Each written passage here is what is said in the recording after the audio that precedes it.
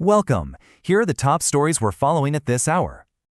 Our lead story tonight takes us to Bangladesh, where the polls have just closed on the country's first general election since its former leader was overthrown back in August of 2024. So this is a really big deal. It's the nation's 13th national parliament election, and it's a pivotal moment.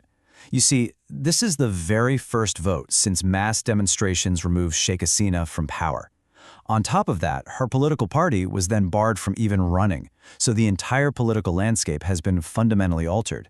It's an event the world is watching closely, especially since analysts point out that the country really hasn't held a fully credible election in about 17 years. Now as the vote counting gets underway, there's a real sense of concern among voters about the potential for unrest. This quote from a voter on the ground really captures that tension, with many fearing that any disputed outcome could lead to significant instability.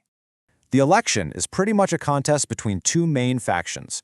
You've got the Bangladesh Nationalist Party, or BNP, which is considered the favorite to win, though some of its supporters have accused the interim government of bias.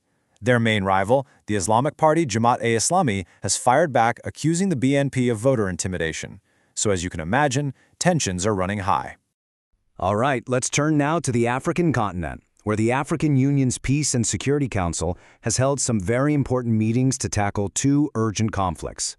The council was dealing with two very different but equally critical situations. In Sudan, the focus was on the deepening internal conflict and the establishment of a so-called parallel government. Meanwhile, in Somalia, the agenda was all about the future of the AU's mission there and its ongoing fight against al-Shabaab. On Sudan, the Council came out with a very forceful statement. It strongly condemned the move by the Rapid Support Forces, the RSF, to form a parallel government. They also demanded an immediate and unconditional ceasefire to allow humanitarian aid to get into famine-stricken regions like El Fasher. And regarding Somalia, a key outcome was the approval of new security operations for the AU mission. The Council specifically welcomed Egypt's readiness to deploy troops. This is a critical move, really, intended to prevent a power vacuum from forming as other international forces are brought home.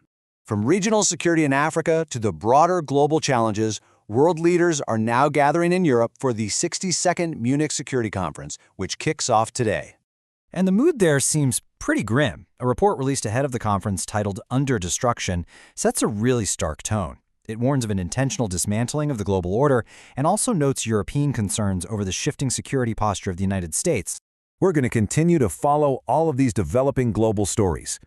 To make sure you receive our continuous updates and analysis, please just take a moment to like this report and subscribe. Turning now to news from the United States, where we're following developments on a couple of domestic fronts. First up, while that 4-day partial government shutdown ended back on February 3rd, a long-term solution wasn't reached. A short-term funding bill for the Department of Homeland Security is actually set to expire today, which renews the pressure on lawmakers.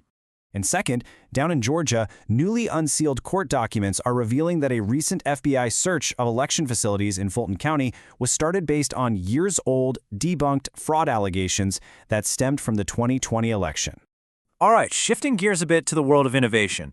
We've got updates on both technology and space exploration. The U.S. Department of Energy has just unveiled 26 new challenges under its Genesis mission. The whole initiative is aimed at spurring American innovation in artificial intelligence, with an eye towards applications in science, energy, and national defense. And in space news, it's all systems go for NASA and SpaceX. They're preparing to launch the 4-person Crew-12 mission to the International Space Station, with liftoff scheduled for early Friday morning. And finally, in sports, the competition is well underway at the Milano Cortina 2026 Winter Olympics in Italy. The Dutch speed skaters are having a great run, recently securing 2 gold medals in short track events. That is our report for this hour. Another update will follow in 24 hours.